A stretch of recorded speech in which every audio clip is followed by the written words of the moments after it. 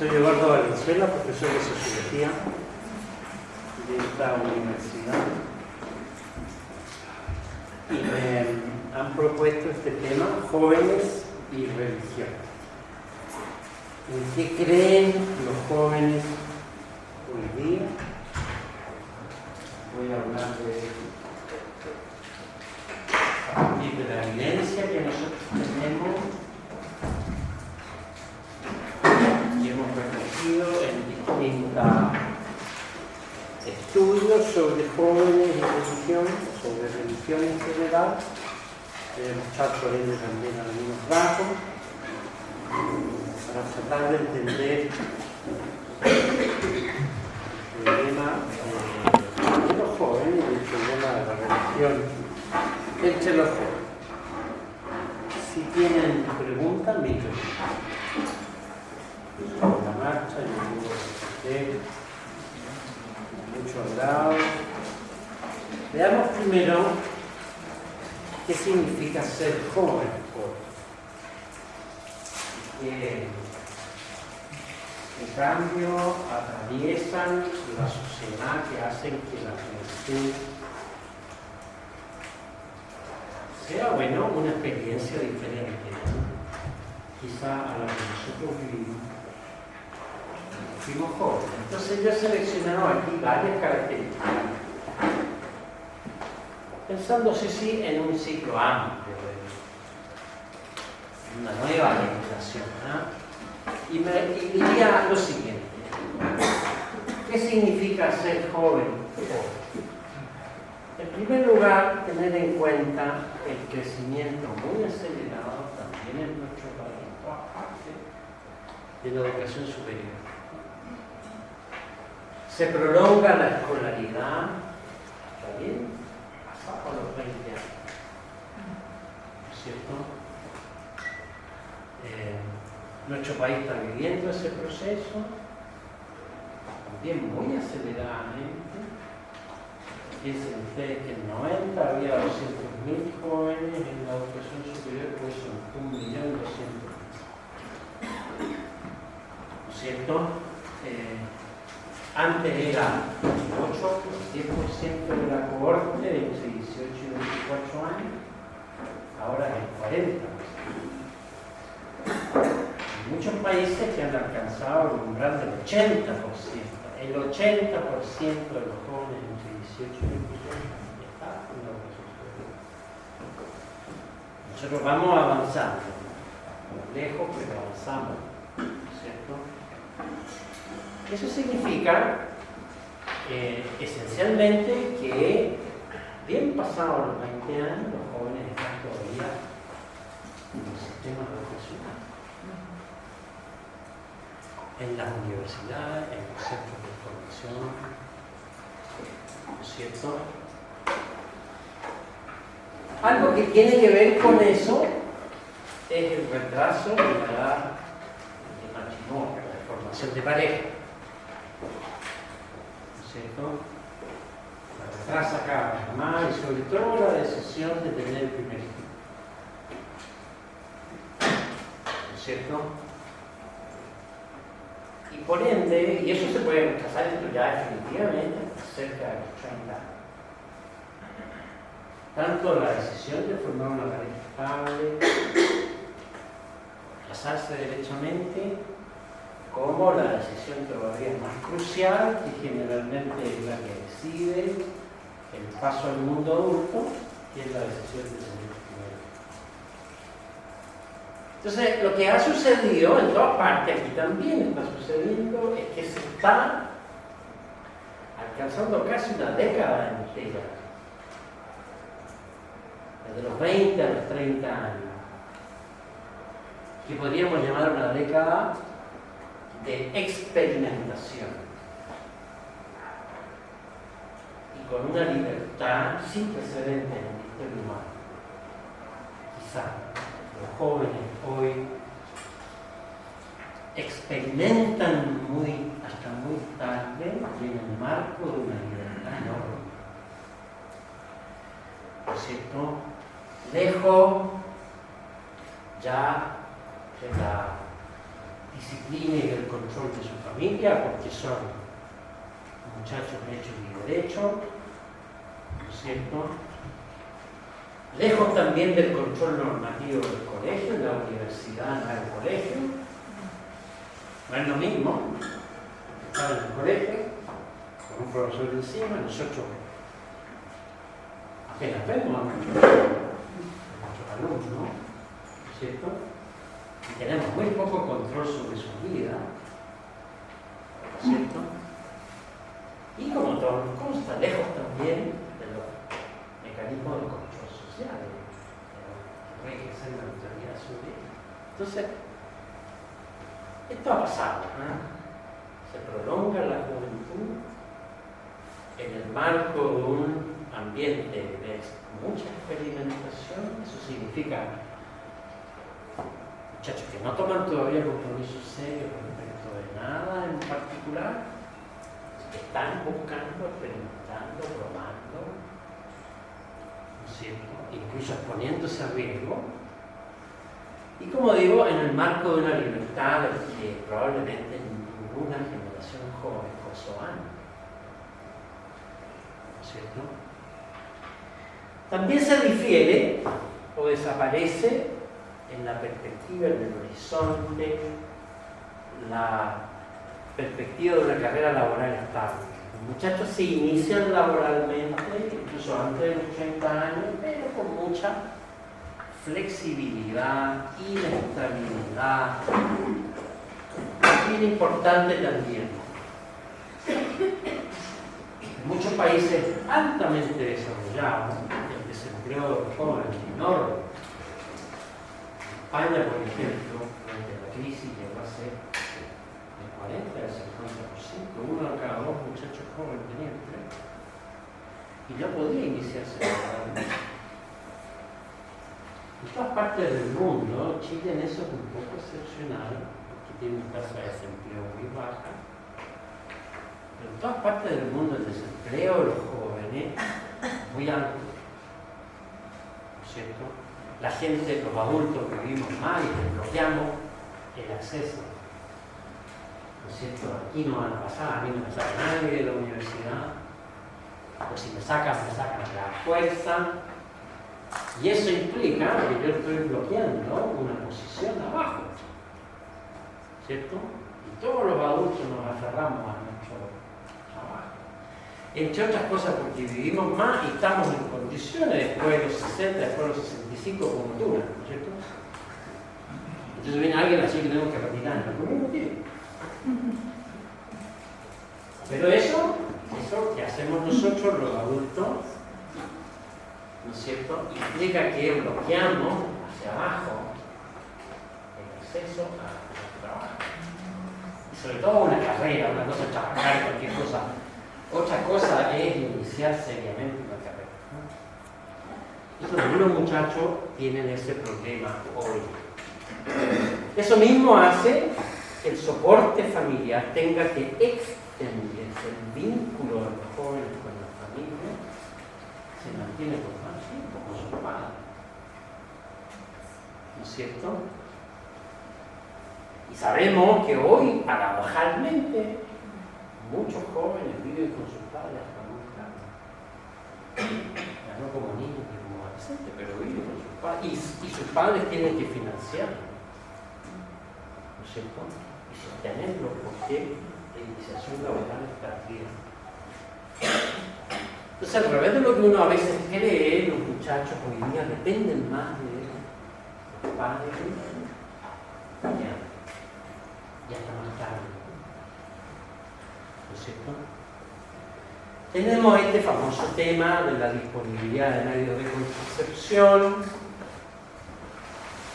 Todo esto se produce, toda esta fase de experimentación, de libertad, se produce en el marco de una sexualidad que se ha desprendido de las obligaciones del matrimonio y de la procreación. ¿No es cierto? Aunque es cierto que la sexualidad está todavía en los muchachos, no es puro sexo casual, no se trivializa el sexo, ¿no?, en la generación joven. hasta el punto de despojarlo de cualquier vínculo, ¿no? Pero, desde luego, hoy día la sexualidad se desarrolla de manera mucho más abierta, frecuente y desligada de las obligaciones que eran perentorias en un mundo donde no había contracepción, ¿no? Y donde sexualidad significaba casi inmediatamente matrimonio y procreación. Entonces los muchachos pueden iniciarse e incluso madurar sexualmente sin plantearse todavía ni excepto el tema del matrimonio o la tener hijos. Y eso es lo que sucede, ¿no? Esas dos cosas, esas tres cosas que estaban unidas antes, sexualidad, matrimonio y procreación, se separaron. Y avanzan con relativa independencia, relativa, no exageremos. Hay otra experiencia fundamental que es la prosperidad económica, ¿no es cierto? Y la inmersión creciente de los muchachos jóvenes en una sociedad de consumo. Los muchachos tienen mucho más que lo que nosotros tuvimos en términos materiales, en términos económicos. Y a pesar de las condiciones de pobreza que todavía pueden prevalecer aquí y allá, el mundo material en el cual ellos crecen y se desarrollan es mucho más próspero, ¿no? Y ya con bienes de consumo, ¿no es cierto? Eso es una sociedad consciente. La sociedad de consumo se construye cuando uno empieza a pensar ya no solo en lo que es necesario, en los bienes de primera necesidad, sino cuando uno empieza a pensar en bienes de consumo. La ropa de marca, la zapatilla de marca, el automóvil, ¿no es cierto? El viaje, bien de consumo por excelencia. Los muchachos hoy día no solo quieren viajar, sino lo hacen, ¿no? Muchísimo más que nosotros. Entonces, hay acceso a bienes de consumo, ¿no?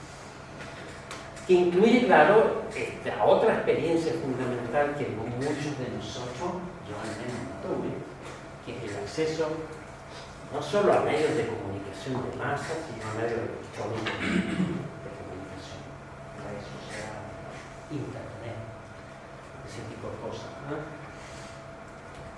Entonces aquí se arma también otra experiencia inédita, ¿no? Muy importante. La prosperidad material, el acceso a bienes de consumo y la conexión mediática, ¿no? En la cual surge la nueva generación. Por último, quisiera mencionar, podría mencionar otras cosas, pero simplemente por anotar algunas cosas importantes, la difusión de una cultura que prende mucho entre los muchachos, que podemos llamar postmoderna, ustedes quieran, ¿no? Pero en general una cultura que debilita el sentido fuerte de lo que es verdadero, verdad, ¿cierto? Y que debilita también la formación de identidades fuertes, ¿no? Que tiene que ver con lo que dijimos ahí de la experimentación, ¿cierto? La verdad como que se hace más relativa, como se ha dicho tanto, hay verdad un poco en todas las cosas, en este género de vida, pero también en este otro, en esta opción política, pero también en esta otra, en esta opción religiosa, pero también en esta otra, ¿no es cierto? Y eso hace también que las identidades, la pregunta por la que yo soy, se haga también más vaporosa, ¿no? Sobre eso podemos. Entonces, esto quiero decirlo como iniciación al tema, para darnos cuenta de que tenemos una nueva generación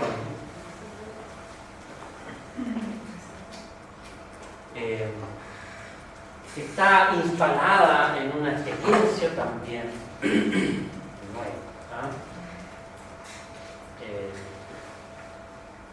Todas estas cosas implican desafíos, implican... Bueno, ustedes saben de más, son profesores adolescentes. Pero esto no es solo un problema del colegio, que llega, chao, 20 años, 25, 30 años. ¿No? Después de todo, el tercio de la vida de una persona. ¿Cierto? Es un periodo que se alarga, que tiene esta... Y entonces la pregunta por la religión, por la conciencia religiosa, hay que instalarla un poco en este contexto. Es un contexto ineludible. Estas cosas no las podemos cambiar. No hay vuelta atrás. Los muchachos se van a seguir escolarizando más y más. Y después de la universidad vienen los posgrados y los magísteres y todo lo demás. No podemos echar para atrás el impulso de escolarización. No podemos echar para atrás el hecho de que los muchachos están tomando sus decisiones fundamentales más tarde. Más tarde. Si alguien quiere adelantar, eso no va a poder, ¿no? Y pedirle a un muchacho con 20 años, define un montón de cosas decisivas. No. Entonces, es importante darse cuenta de que estas cosas, ¿no es cierto?, la prosperidad, la cultura del consumo, son cuestiones, bueno, no diré yo, pero son datos duros sobre los cuales hay que tomar en cuenta, claro, porque si no chocamos contra la muerte y pretendemos educar sin darnos cuenta de los datos básicos de la realidad, en fin. Entonces eso para tenerlo como un contexto previo. Ahora, ¿qué pasa con la religión? Con la religión pasa en nuestro país. Estos son datos que muestran, ¿no es cierto?, el famoso declive de la identificación religiosa con el catolicismo. ¿Cierto? Esto está acelerado y no se ve nada.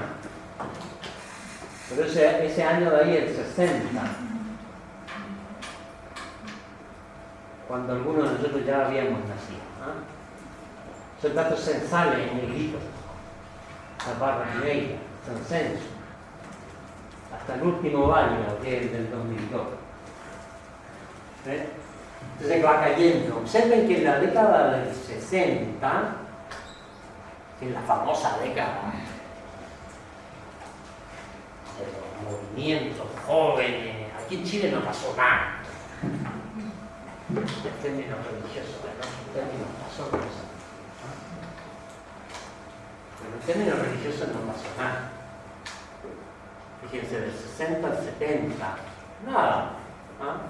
Esta es la gente que dice, no tengo ninguna religión. Incluye ateo y agnóstico, pero ninguno. Ya, bueno. Estos son evangélicos. Todo nuestro protestantismo es casi evangélico. Entonces las cosas empiezan a pasar en términos religiosos recién en la década del 70 al 80. Y ahí, ¡pum!, hay una caída. Empieza a aumentar el evangelismo. Se habla de auge evangélico, de expansión evangélica. Sobre todo abajo, más poco. Está bien, eso lo conocemos, ¿no es cierto? Y después llegamos al 2002 con otra caída importante,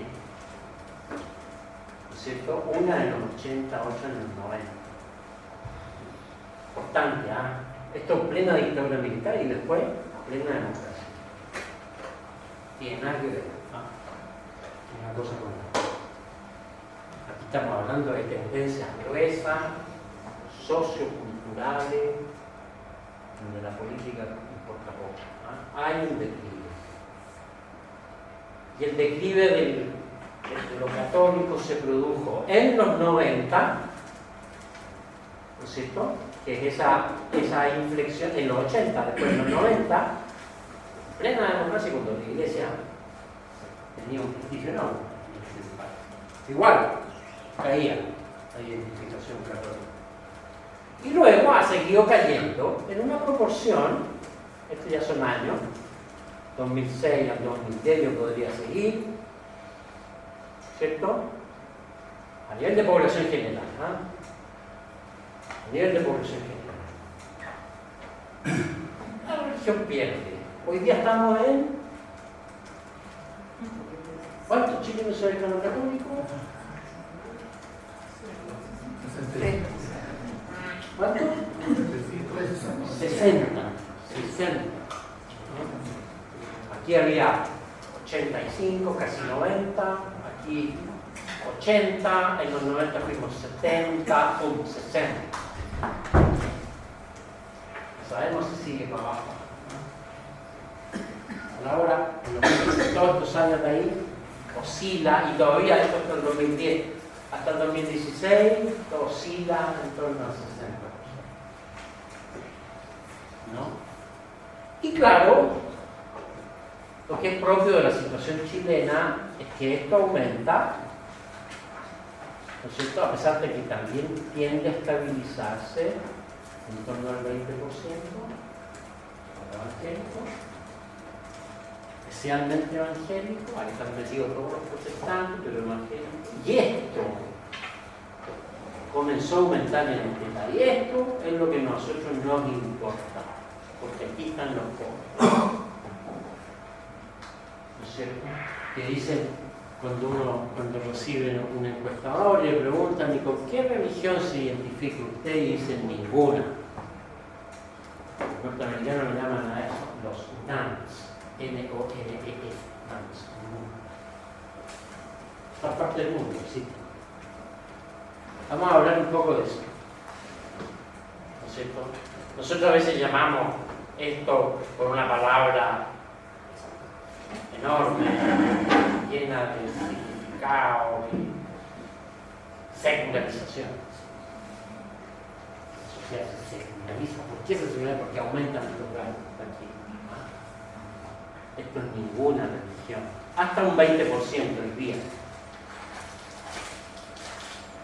En los últimos décadas ha habido un aumentar consistentemente, ¿no?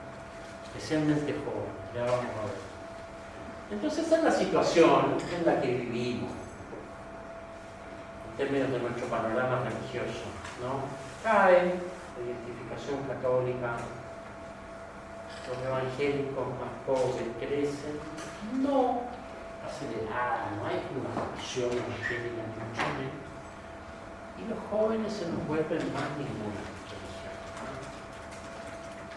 ¿Cierto? Entonces ese es como este panorama es más o menos similar en muchos países. En muchos países. Chile tiene, digamos, la particular, en muchos países lo que hay es evangelismo, y poco ninguna. Brasil, por ejemplo. Los evangélicos crecen, pero este segmento de aquí todavía no se expresa.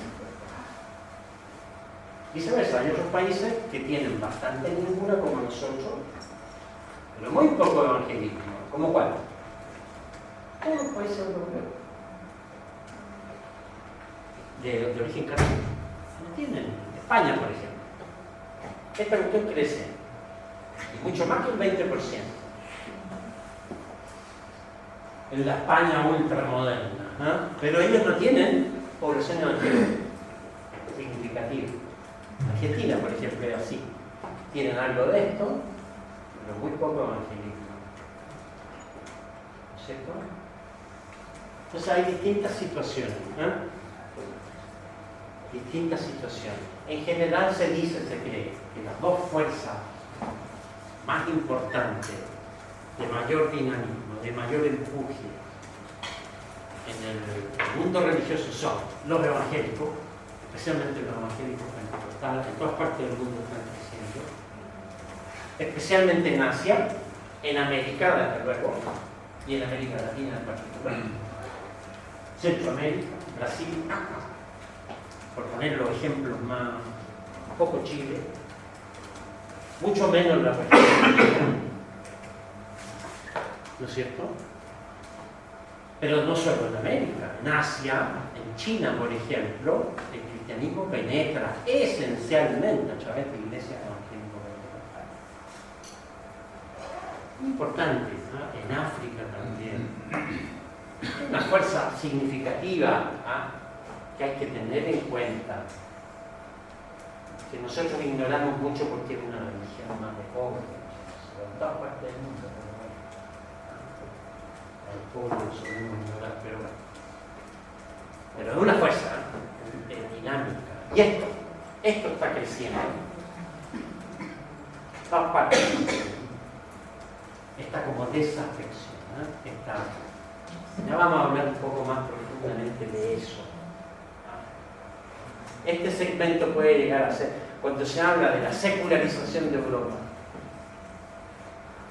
escuchaba ustedes, ¿no?, las iglesias vacías de Europa, de la Europa protestante y de la Europa católica, es decir, de Inglaterra y de Francia, que son los dos países, grandes países europeos, donde el proceso de secularización ha avanzado más. Ninguna llega al 50%. La mitad de los ingleses hoy día diría que no tiene religión. Y la mitad de los franceses diría no, eso es como. Eso no. Pero bueno, esto es lo que se mueve. ¿Eh? A veces las dos fuerzas, que es lo que nos pasa a nosotros en Chile, las dos fuerzas están actuando, una y otra. En estos casos es más una que otra. Bueno, ¿por qué declina el catolicismo? Y la razón, y la razón es técnicamente muy simple, que es la siguiente. Estas son cohortes de edad, de nacimiento. Esta es la más vieja. Gente nacía no sé cuánto, niño de pero no es más viejo. Y esta es la cohorte siguiente, y esta es la cohorte siguiente, y esta es la cohorte siguiente. ¿Cierto? Para católicos y para religiosos. Y ustedes ven cómo cada cohorte de nacimiento, diríamos cada generación, es menos religiosa que la anterior. ¿No es cierto? Menos religiosa que la anterior. Ahí hay un gap importante. Esta generación, que es la más joven, es mucho menos que la anterior. ¿No es cierto? Pero viene cayendo hace rato ya, ¿no? Va entrando cada vez una generación un poco menos religiosa que la anterior. ¿No es cierto? O, si quieren, menos católica que la anterior. Esta es católica, esta es religiosa. Menos católica, menos religiosa. Entonces, y en general, este efecto, de ahí es un efecto de edad. Y a medida que pasa la edad, se pierde identidad religiosa y se pierde identidad católica. ¿No es cierto que la gente se vuelva más religiosa y más católica con la edad? Cuando envejece, cuando se acerca la hora postrera, se acuerda que existe algo más que lo mismo. No es cierto. La gente en general con la edad tiende a relacionarse muchas veces. Se tiende a perder gente más que a ganarse. Bueno, entonces claramente si el problema es un problema de corte, es lo que nosotros los sociólogos llamamos un problema de transmisión. de la fe. O sea que la capacidad que tiene la generación anterior de transmitir la fe a la nueva se dedica, es menor. ¿No es cierto? Es menor. Y todos experimentamos eso como padres. La dificultad que tiene cada generación de transmitir la fe a sus hijos. O los profesores a sus alumnos en el colegio. ¿No es cierto? Uno recuerda las viejas generaciones que transmitían todo, ya, prácticamente. ¿No? De los 5 hijos, los 5 salían católicos. Pero hoy día no. La probabilidad de que los 5 salgan católicos y encima de eso es menor, es menor. ¿No es cierto? Con suerte te se pierde la cosecha. Lo que tú me has encomendado, no lo puedo retener a todos. En el redil. Hay algunos que se van. Ese es el efecto básico. Y eso tiene que ver con dificultades en la transmisión de la identidad religiosa, de la lealtad religiosa, de la fe. Como ustedes saben, los padres son los grandes transmisores de todo en una sociedad. ¿No es cierto? Y la capacidad que tienen los padres de transmitir lealtades políticas, lealtades religiosas, gusto, hábito, y todo ese tipo de cosas, es muy fuerte. Oficio, profesión, es muy fuerte. No hay otra institución que sea más eficaz en la transmisión de algo que los padres, la familia, como así. Y los padres por eso se parecen a nosotros. Transmiten no solo genes, sino cultura. Pero en la sociedad en que nosotros vivimos, esa transmisión ya no es tan unida, perfecta, sólida. Y los padres pierden alguna capacidad de transmitir, especialmente lealtades de este tipo, por ejemplo la fe. ¿Bajo qué condiciones los padres transmiten la grande transmisión? Pero hay pequeñas condiciones, ustedes las conocen bien. Fíjense que aquí, ¿no es cierto?, tenemos muchas combinaciones posibles del padre y de la madre. ¿No es cierto? Si uno pregunta, porque nosotros hacemos preguntas, y tu padre, ¿era católico cuando tú eras niño? ¿Iba a misa cuando tú eras niño? ¿Y tu madre? ¿Qué es lo que era religiosamente cuando tú tenías 14 años, 15 años? Que es más o menos el punto crítico. Observen, si el muchacho nos dice, el hijo, no el muchacho, el hijo, el muchacho puede tener 60 años, que su padre y su madre, CC, católico o católico, ahí, papá era católico. Sí. La capacidad de que este muchacho, este hijo fuera católico, llega sobre el 80%.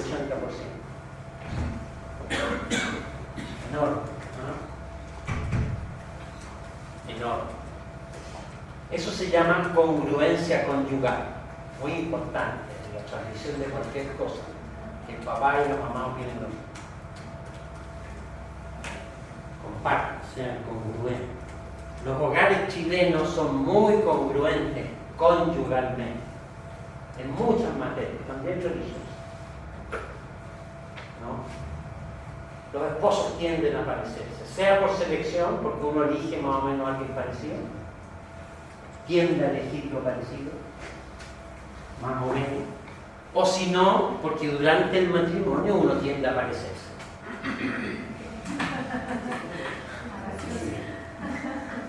A la fuerza, ¿ves?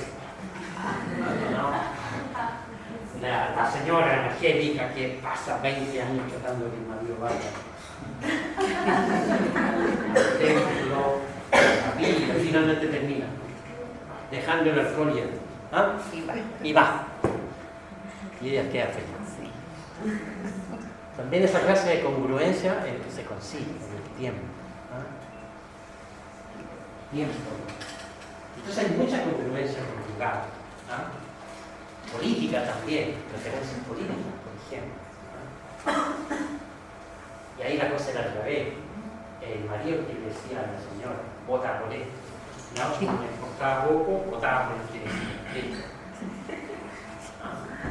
Por eso que en Chile los locales de votación son de hombres y de mujeres. Cuando se entregó el voto a la mujer, dijeron sí, pero si hacemos que el marido vote en el mismo local y en la misma urna de su señora, entonces la señora no va a poder votar independientemente. Entonces hicieron locales aparte, para que por lo menos la señora pudiese eventualmente votar independientemente de su marido.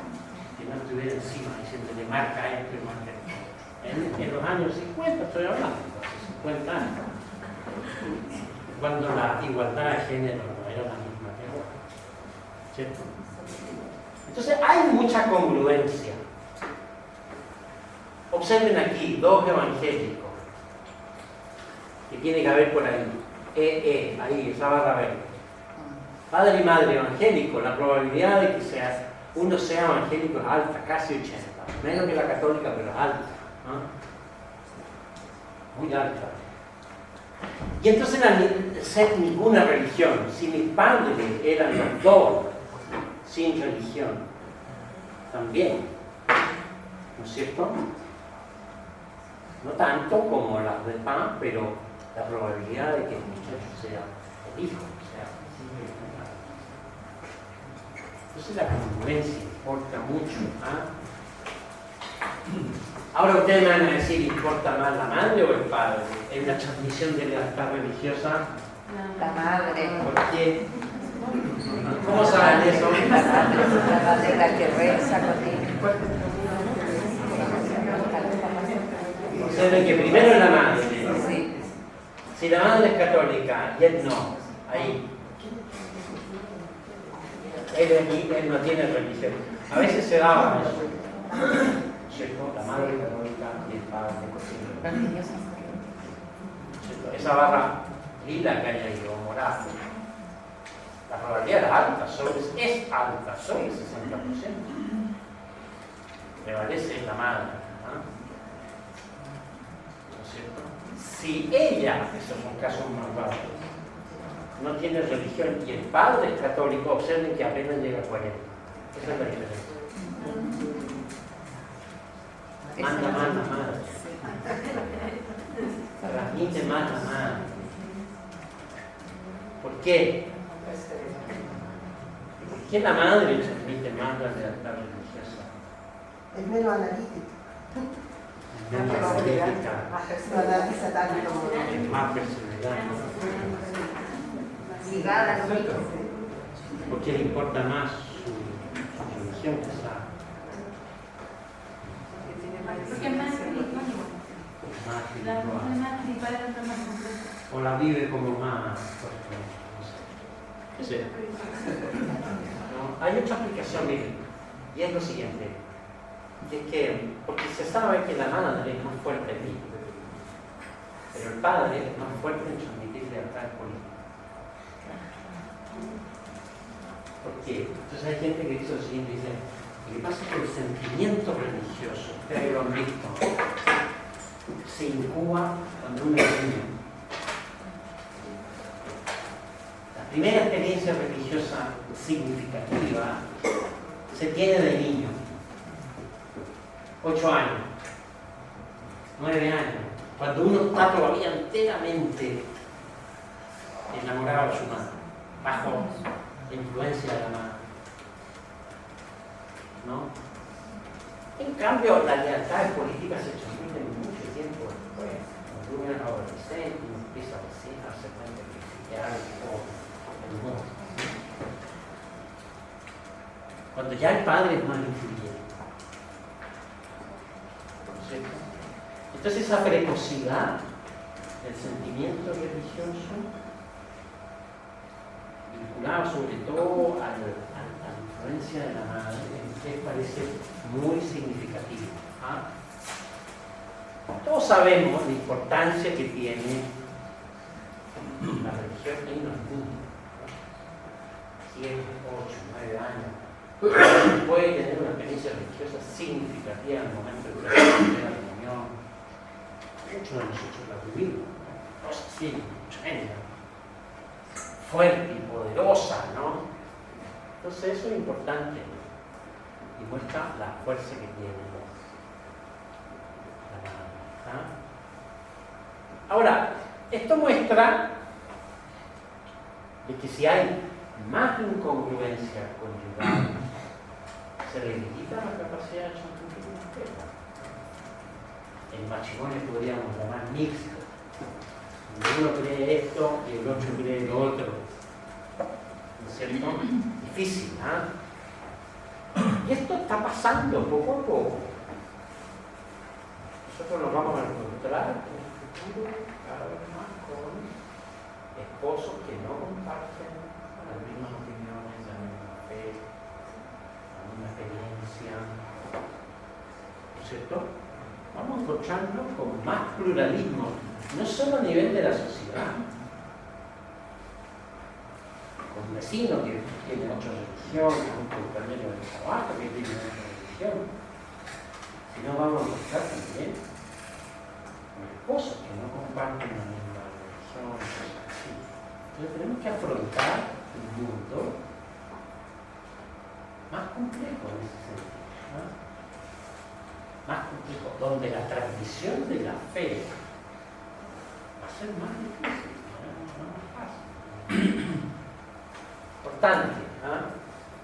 Ustedes se dan cuenta la importancia de la congruencia religiosa.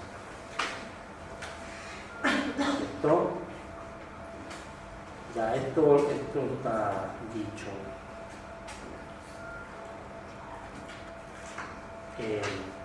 Si yo hiciera lo que se sabe sobre transmisión, bueno, lo que se sabe sobre transmisión entonces es básicamente esto, que la transmisión opera cuando es tan eficaz. Hay excepciones, pero es asunto de probabilidad, ¿no? Es más eficaz cuando hay congruencia entre los padres y cuando los padres son activos, religiosos, cuando los niños sienten que les importa algo en el asunto religioso. Lo mismo pasa con cualquier cosa, ¿no? Que es la segunda condición. No basta la mera congruencia. Necesitamos un padre o una madre activa, que se active religioso, aunque sea una. ¿No? Bajo esas condiciones, dos padres que comparten una misma fe y que son comprometidos, que tienen algún nivel de compromiso, la posibilidad de transmitir la fe es muy grande. Pero si falla la congruencia y falla la actividad, que es lo que está empezando a fallar también, la posibilidad de transmitir la fe se resiente, ¿no? Como la posibilidad de transmitir cualquier cosa, ¿no? Muy importante. No solo la congruencia, la concordancia, sino el ejemplo de una fe viva. Cuando los muchachos crecen, no puedo mostrar datos, pero sí conclusiones de investigación norteamericana sobre ¿qué importa? ¿Qué es lo importante? Dicen que han estudiado esto, especialmente para el catolicismo norteamericano.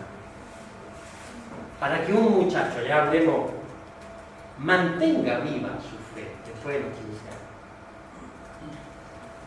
que es este periodo tumultuoso que yo describí al comienzo, de experimentación, de libertad sin precedentes, que es donde la cosa tambalea.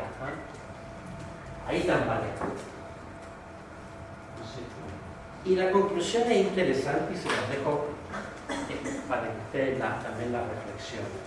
3 cosas importantes. Dice la investigación, no estamos hablando de lo que un fulano crea, sobre esto hay evidencia.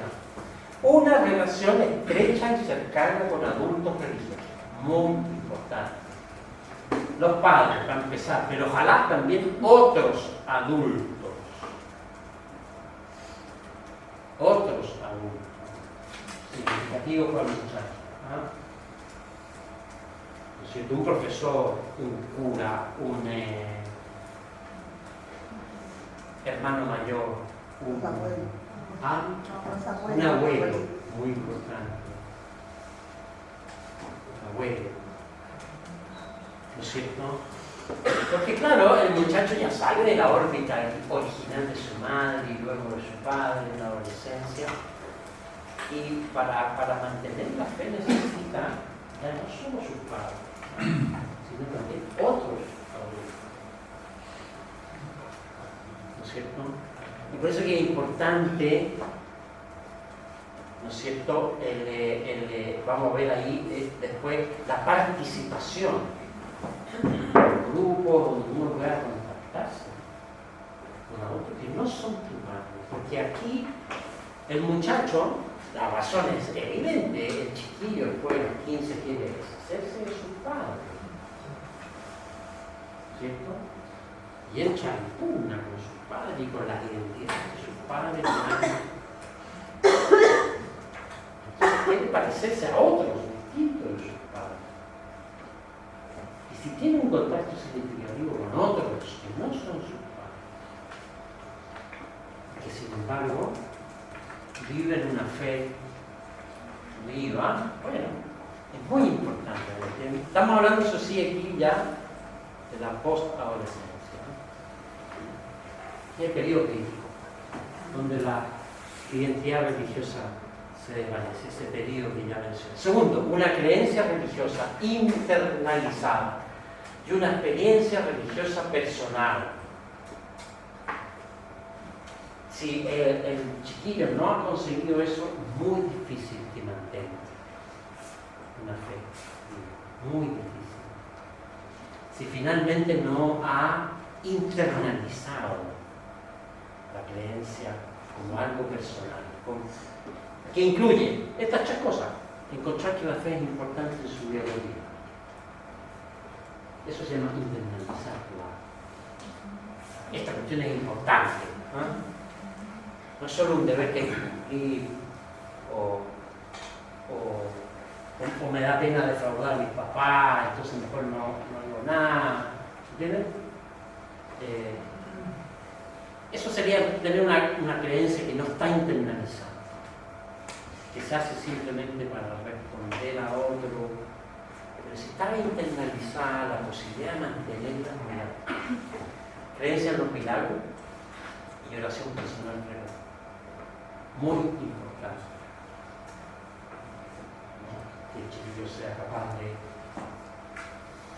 tener ese encuentro personal, ¿no?, con Dios a través de la oración. Muy importante si uno consigue esto, en la capacidad que esa fe no se debilite, se logre mucho más.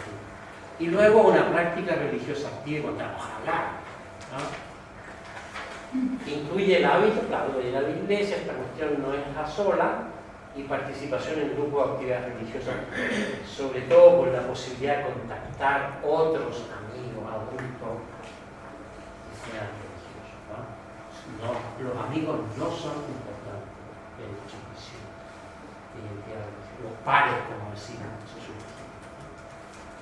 los que tienen que ser adultos y simples. Ojalá.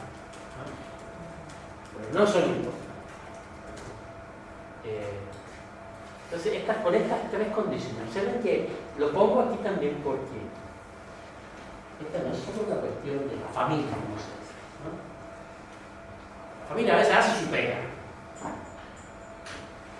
qué pasa de los 15 a los 25, a los 30? ¿No es cierto?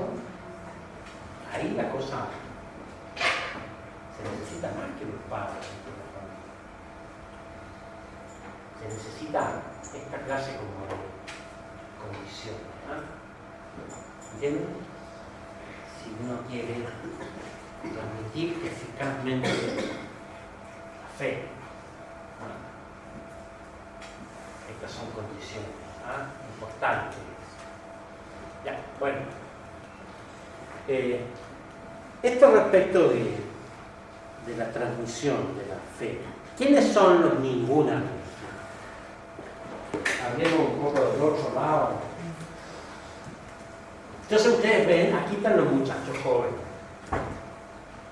Por jóvenes entiendo ya, como ustedes hablan de Biblia, 18, 30 años. Que es lo que se entiende bien modernamente por joven. Nadie antes de los 30 deja de ser joven. Casi. Algo excepción. Y miren cómo avanza en ninguna. Hasta 30%. Uno de cada 30. Jóvenes chilenos. Dicen, no tengo ninguna religión. ¿Cierto? Esa es la culpa. Y muy importante, este es el año 70, nada. Estaban todos haciendo la revolución, estos cabros, pero creían. Y en católico. ¿Cierto? Pero después empieza a subir, muy acelerado. Entonces aquí tenemos un desafío importante. Los muchachos dejan de ser católicos, de identificarse como católicos. Ustedes han tenido esa experiencia, incluso el colegio católico, y dicen de pronto no. ¿Quiénes son estos ninguno? Porque no hay llegar a decir ninguno, nada. Nosotros lo tendemos a decir, no, estos no están ni ahí, son unos vagos. No. ¿No es cierto? Observen que esto es ninguna religión. Creen en Dios. No solo creen en Dios, sino tienen ninguna duda de que existe Dios. Entonces, no son nada. En ninguna religión ya no es el ateísmo. El pasado. Son muchachos que creen, no perdido la creencia. 2 de cada 3. Hoy en Chile te dicen ninguno, pero al mismo tiempo dicen no tener ninguna duda de que existe. ¿No es cierto? Interesante porque... Y ahí, claro, empieza a caer la cuestión. Cree en la vida después de la muerte, sin lugar a dudas, 87. Esta es la diferencia con católico y con evangelio.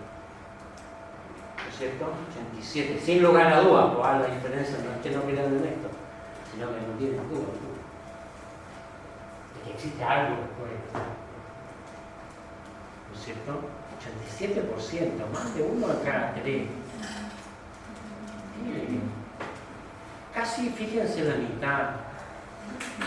Cree que la Virgen puede hacer milagros, cree en los milagros. Y tiene todavía una cierta intuición mariana, una cierta idea. Claro, los santos ya disminuyen, rezan poco y se encomiendan poco. Y no les gustan los curas. O al menos no los acreditan como soporte de su vida personal. Ahí sí, ahí cae de manera muy importante. Diríamos nosotros el vínculo con la iglesia visible, con lo que ellos llaman de institución justamente. Ese sí, se debilita al tiro, cae al tiro. La confianza en la iglesia, recurrir a un sacerdote, acreditar un sacerdote para algo, todo eso sí, toda la iglesia invisible.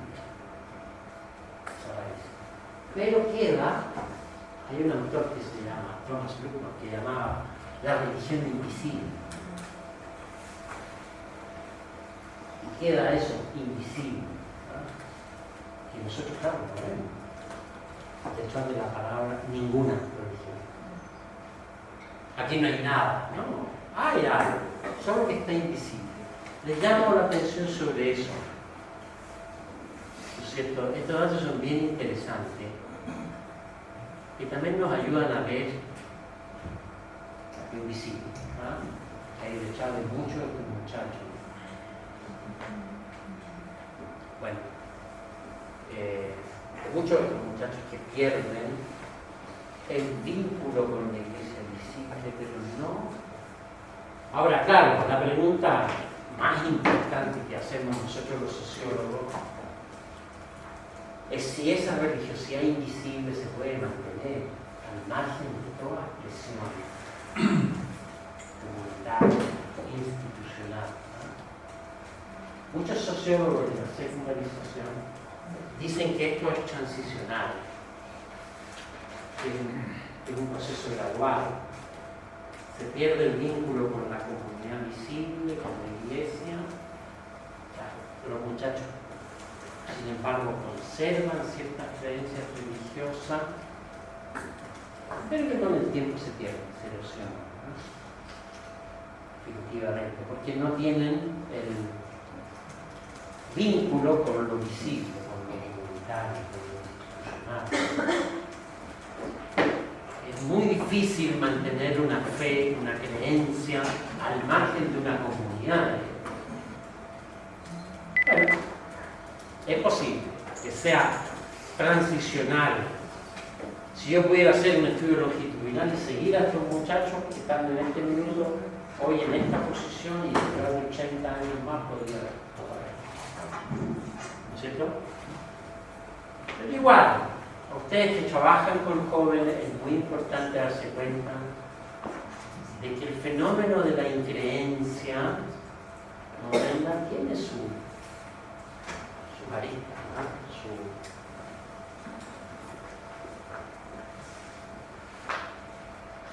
Nosotros los sociólogos, por ende, distinguimos entre la vieja forma de la secularización, que nosotros los más viejos conocimos, ¿ah?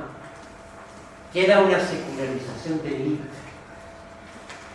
La élite se daba el lujo de decir que no creía, o que podía desafectarse del catolicismo, o de la religión mayoritaria o dominante.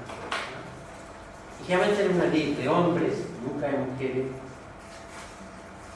pocas mujeres. Segundo, una élite muy educada, ¿no es cierto? Y por eso que identificamos esos bolsones de secularización con la Universidad de Chile, con la Universidad de Concepción, con la masonería, o con la alta magistratura del Estado, los jueces de la Suprema, todo ese tipo, ¿no? Hombres altamente educados y adultos, uno refiere a la fe, de adultos. Sí, ¿no? ¿No es cierto? Siendo un adulto, hecho y derecho. Porque perder la fe era además una operación cognitiva enorme. Hay que encontrar explicaciones alternativas a un montón de cosas. Había que leer un montón de autores, ser medio filósofo. Era una operación de alta demanda cognitiva. Pero eso terminó. Hoy día, el proceso de secularización ya lo llamamos de masa. Masa no es el sentido de que es mucha gente, más gente que antes, claro. Pero es sobre todo un proceso que afecta a jóvenes más que a adultos. Son los jóvenes los que pierden la fe muy temprano. En su adolescencia, en su post-adolescencia, vamos así. ¿No? Por lo más en el marco de muchachos que no están especialmente educados. Y observamos ninguna religión cada vez más, ¿no es cierto?, entre jóvenes de baja escolaridad en la población, los pobres, los muchachos jóvenes que se meten en droga, o que se meten fracasado o que vagabundea en la vida sin destino muy claro. Tú a ese muchacho le preguntas a veces y se le muda. ¿No? Y el hecho de perder la fe ya no es esa operación cognitiva de alta exigencia, no hay que leer nada. Y tener una explicación alternativa de nada. Interesante. ¿Ah? Bueno, y ojo, también, este proceso deja de ser exclusivamente masculino. Hoy día ya, como empiezan a encontrar mujeres, ¿no es cierto?, que abandonan la religión. Entonces hay que distinguir. ¿Ah? Entonces, esta secularización nueva de jóvenes ya no es laicista, ¿no es cierto? En general yo diría, no es atea, ni siquiera agnóstica. No está dispuesta a renunciar tan fácilmente a un cierto sentido de lo divino, de lo trascendente. Y quizás todavía trata de apoyarse en alguna clase de intercesor, aunque sea Nuestra Señora, la Virgen. Hay algo todavía que no es ateísmo. Nosotros en la encuesta tenemos que ser ateo o agnóstico y los porcentajes son ridículamente bajos. Menos del 1% de la población se declara atea. Ni siquiera agnóstica. Bueno, carecen de hostilidad hacia la religión organizada, tan desafectados como se dice, pero no son anticlericales como era el viejo patrón de secularización. Bien anticlerical, con el gusto.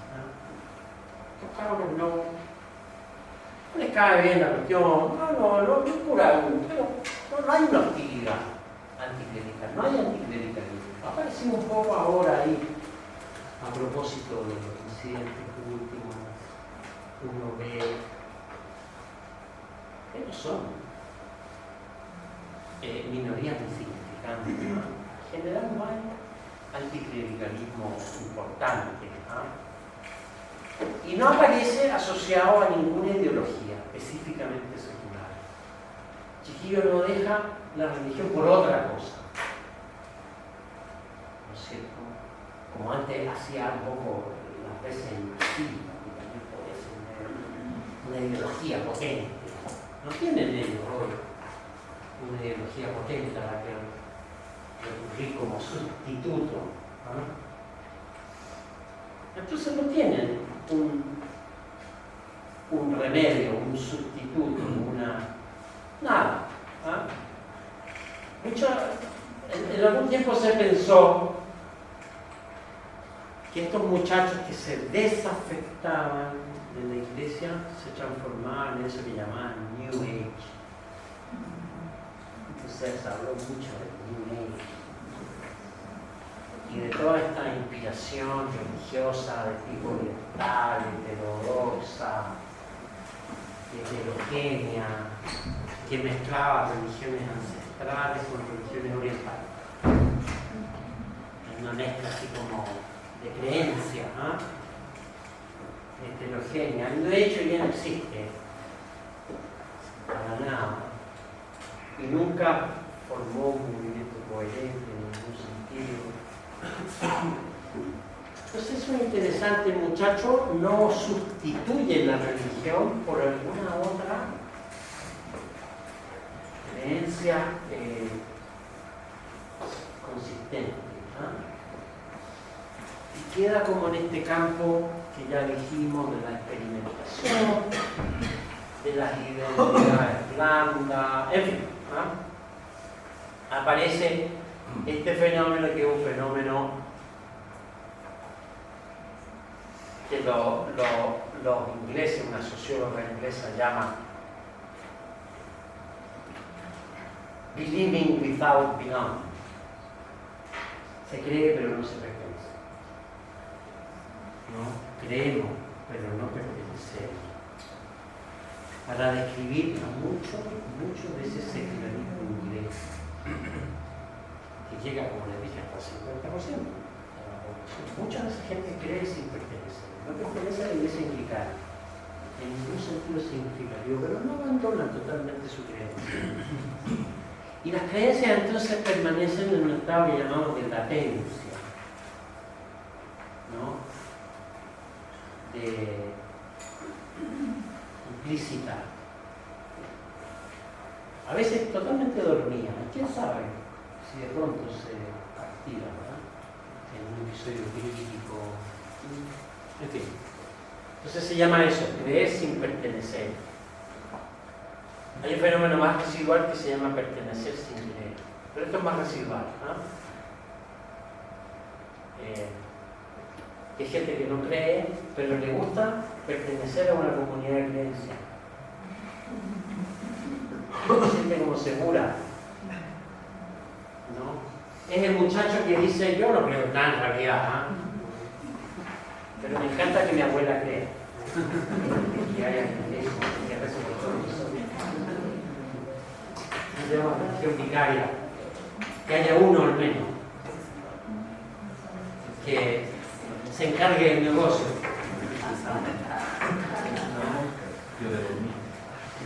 Pide por mí. Ese tío no cree en nada. Es igual, por si acaso. Y le gusta que haya otros que crean, que puedan incluso creer a cuenta de él. Eso se llama creer vicariamente. Yo creo a través de otros que creen. Yo no creo nada, pero vicariamente creo. A veces se da entre los muchachos que además son frescos y quieren tener los beneficios sin los costos.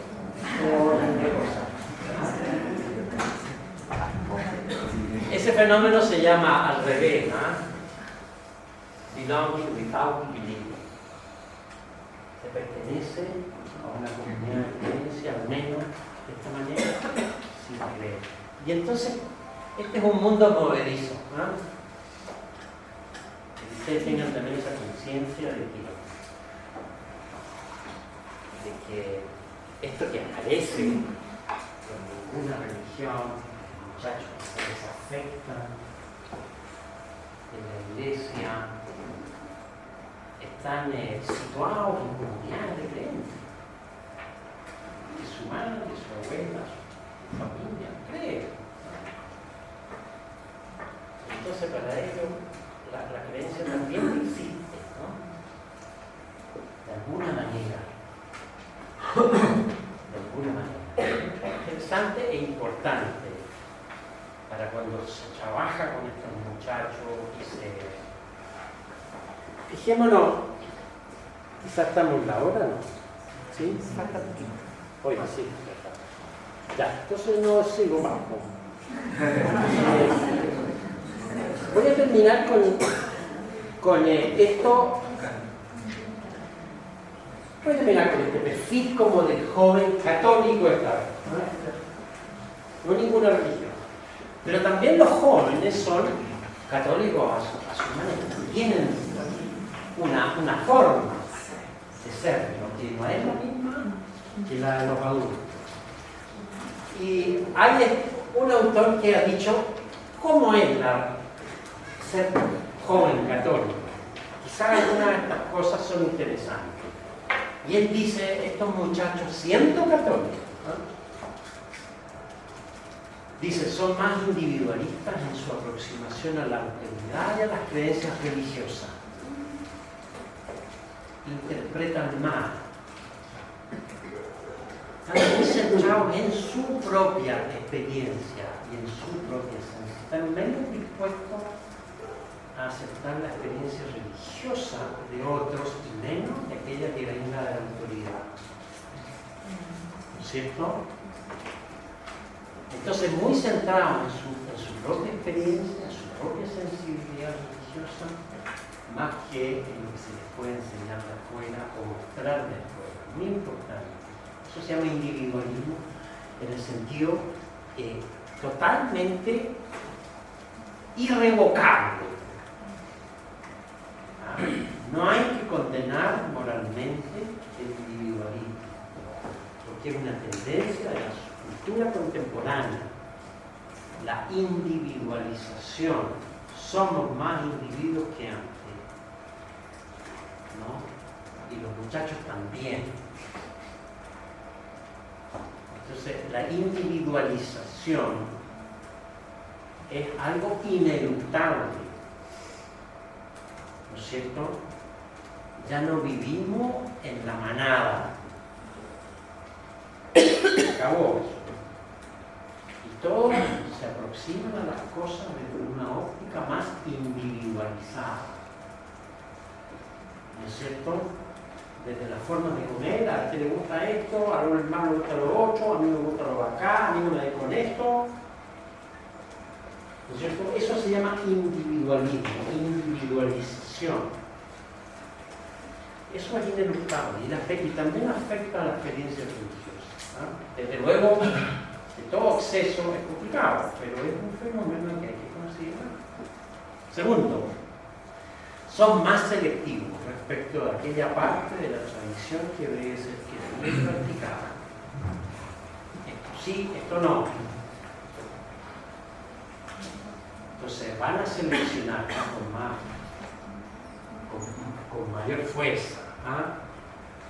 Mayor debilidad del compromiso con la Iglesia, menos involucrados en prácticas institucionales. Claramente, yo tengo datos que muestran jóvenes católicos menos involucrados, ¿ah? Muy importante. Entonces, el vínculo institucional es menos sólido, menos firme que el que tienen los adultos, que el que se tenía antes, un poco más liberales en su forma de pensar y mucho más tolerantes respecto de otras creencias. Viene un rasgo de la nueva generación, ¿ah? Nosotros tenemos la prueba, y se las voy a dar después. Tenemos un caso, un punto, sin embargo, de que los muchachos jóvenes nuestros, y en particular los católicos, no son más liberales que los adultos. Son siempre más liberales que los adultos en su manera de mirar, sobre todo la moral, ese tipo de cosas, ¿no? Más a favor del divorcio, menos, más a favor de la convivencia. Desde luego, hay dos puntos que quiero subrayar. El eje del liberalismo de los jóvenes hoy, ¿cuál es? ¿Qué es lo que los hace liberales hoy? El punto de issue fundamental. No, el tema. ¿Cuál es el tema donde los jóvenes se distinguen de los adultos y donde se incrusta el liberalismo?